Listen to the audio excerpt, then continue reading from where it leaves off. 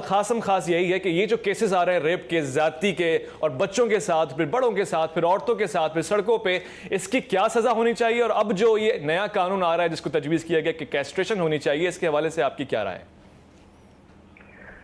मेरा ख्याल है कि सजा मुनासिब होनी चाहिए, सख्त होनी चाहिए। सही।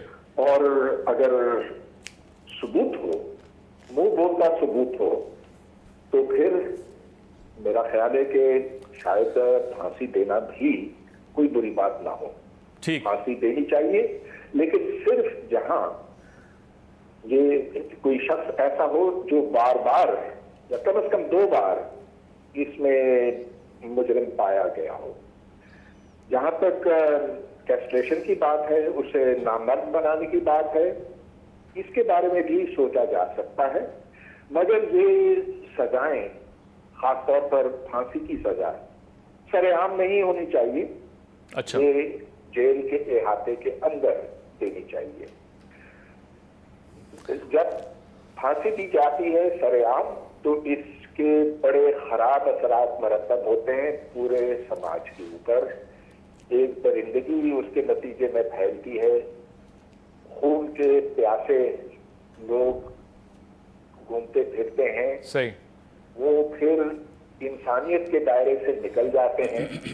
मगर सबसे बड़ी बात यह है, और बार बार मैं इसके ऊपर इसरार करूंगा जी, कि इसका सबूत होना चाहिए, ठोस सबूत होना चाहिए, और इसमें DNA टेस्टिंग जरूर शामिल होनी चाहिए, क्योंकि ये एक ऐसी चीज है जो साइंस ने हमें अता की है और जिससे हम दावे से कह सकते हैं कि क्या ये वही शख्स था जिसके केमिकल असरात वहां पर मौजूद हैं। इसके बगैर मेरा ख्याल है कि किसी को कोई सजा नहीं मिलनी चाहिए। अच्छा। इसलिए कि बहुत सी गलतियां फिर हो सकती हैं, और अब जब साइंस ने ये हमें एक ऐसा हथियार दिया है, एक ऐसा आला दिया है जो हम इस्तेमाल कर सकते हैं, तो हमें इसे भरपूर तौर पर इस्तेमाल करना चाहिए। बहुत खूब, बहुत खूब, अच्छा मशवरा है। मगर आपने कहा कि आप मुखालफत करते हैं इस राय की कि सरेआम फांसी या सरेआम सज़ा देनी चाहिए। कैस्ट्रेशन के हवाले से भी आपने ये फरमाया।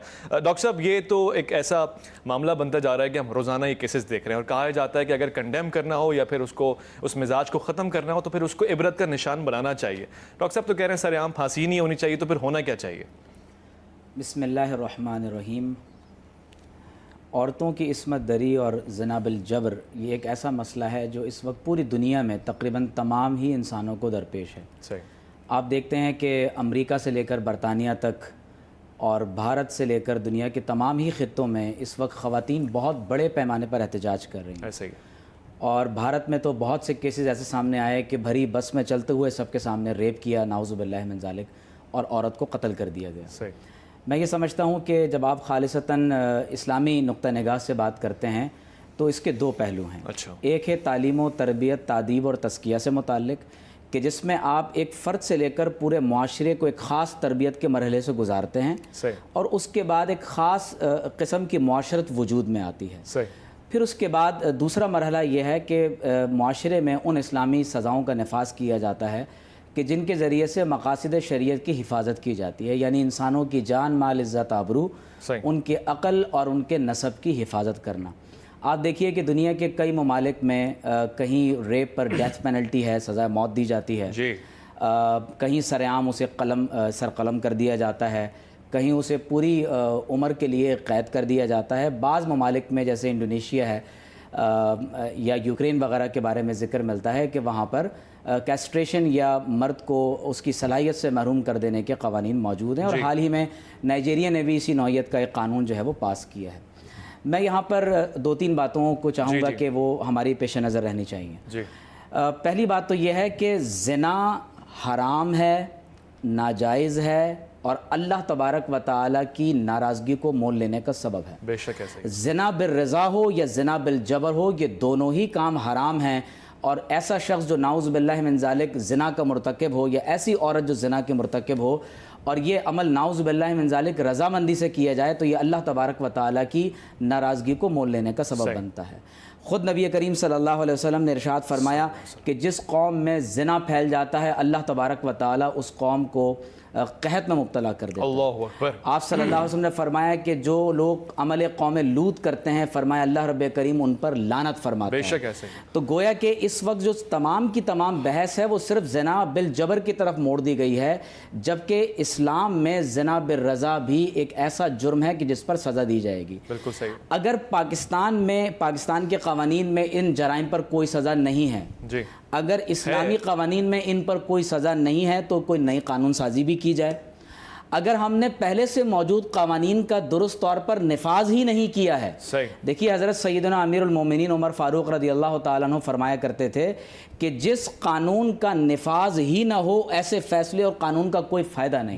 بہت اچھی بات۔ آپ دیکھیے کہ ہمارے ہاں ایک عورت کو سر عام لوگ نعوذ باللہ من ذالک جنسی زیادتی کا نشانہ بناتے ہیں، سر عام کسی کو قتل کر دیا جاتا ہے اور اس کو کہیں چوری چھپے لے جا کر کسی ہاسپٹل میں اسٹریچر پر ڈال کر سرجیکل کیسٹریشن کے ذریعے سے اس کو نامرد بنا دیا جائے اور اس کے بعد وہ لوگوں کے اندر دندناتا پھرے۔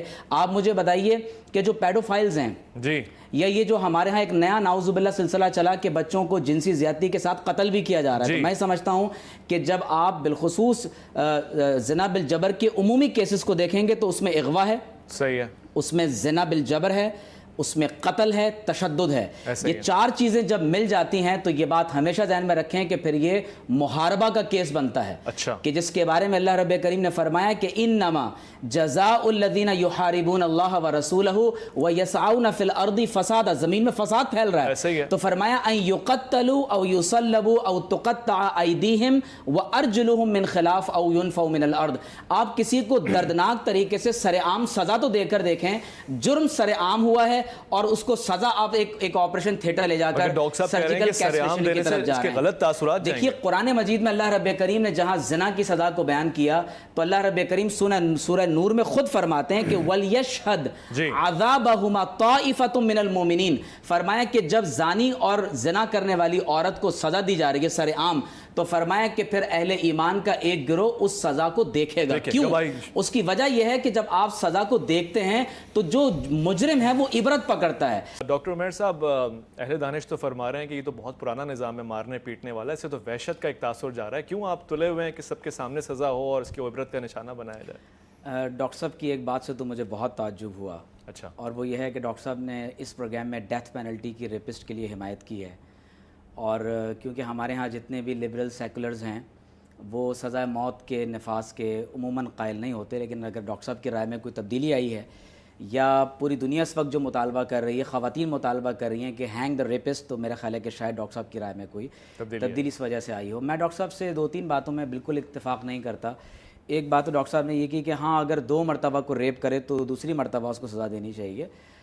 ریپ ہے، یعنی سیکشول اسالٹ یا کسی کو جنسی ہوس کا نشانہ بنانا، تشدد کرنا، یہ جرم ہے، یہ پہلی مرتبہ ہو یا دوسری مرتبہ ہو اس کو سزا ضرور ملنی چاہیے۔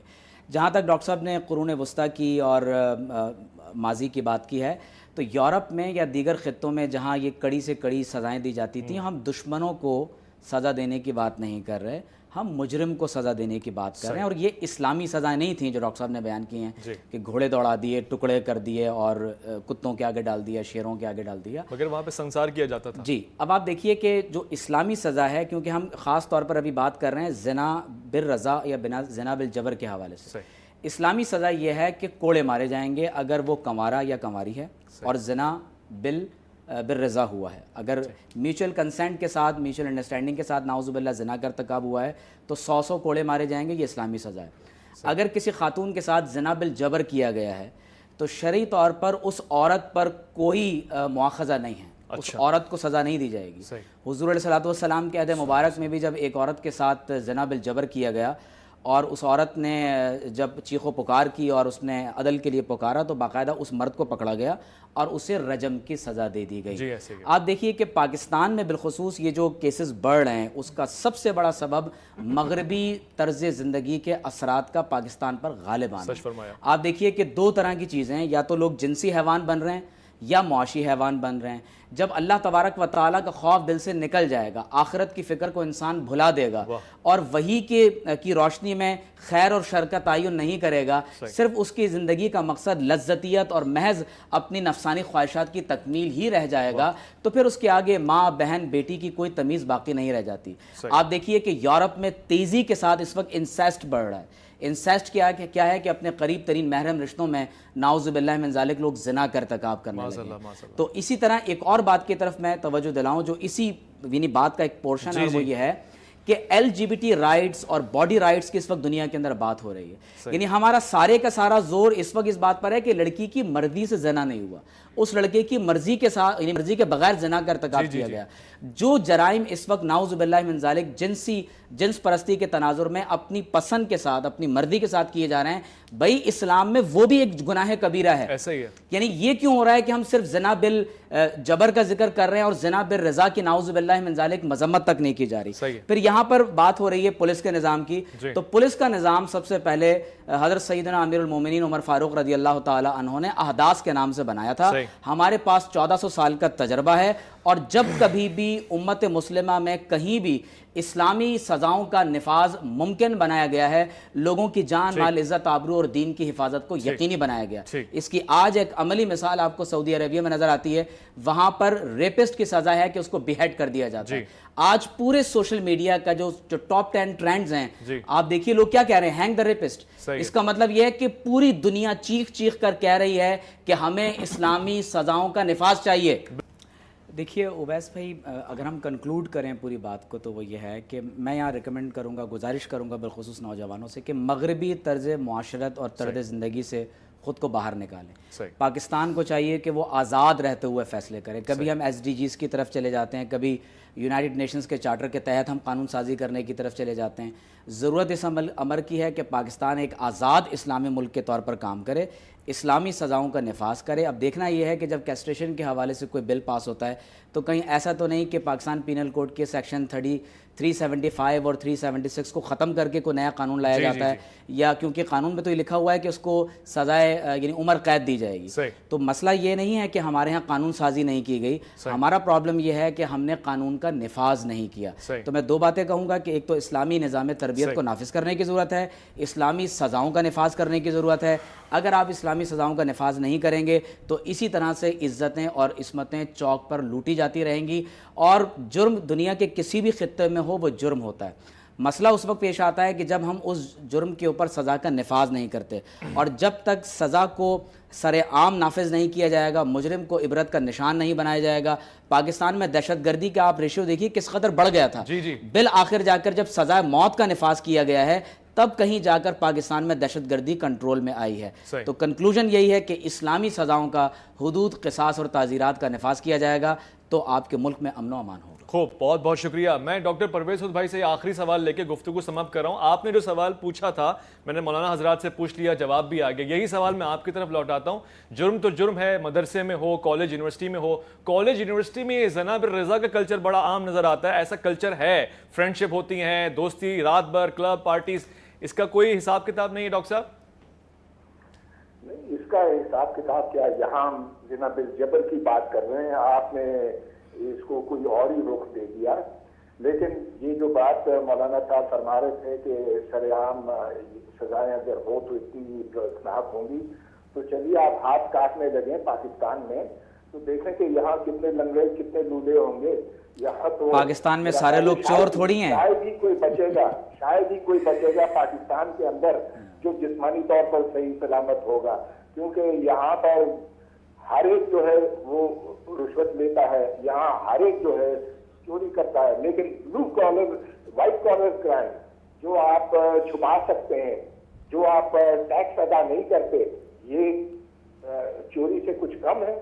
اگر آپ اس کی یہ بھیانک سزائیں دیں گے تو پاکستان میں کون بچ کے رہے گا؟ دیکھیے ویسی کنفیوژن ہے نا، رشوت پر چور یعنی سزا ہاتھ کاٹنے کی تو نہیں ہے۔ اصل میں ڈاکٹر صاحب کا سب سے بڑا مسئلہ یہی ہے کہ ڈاکٹر صاحب کو کنفیوژن ہے، اسلام کو قرآن و سنت سے پڑھا نہیں ہے، اور براہ راست اعتراض وہ ہوتا ہے کہ جس سے تمام اسلامی سزاؤں کو ختم کر دیا جائے۔